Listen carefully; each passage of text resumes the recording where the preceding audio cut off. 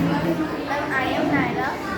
My name is Tanisha and her name is Ananya. We are at this point of the childhood school. We have prepared this model of force. We are going to tell you about this model of force. I am going to tell you about the force and its type. She is going to tell you about the advantages and disadvantages, and she is telling you about the characteristics and the importance of the forces. There are three main types of forces: frictional force, gravitational force, and the blowing force.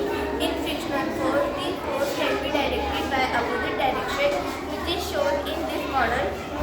After that, the gravitational force, the force the substance can be attracted by the surface, which is shown in this model.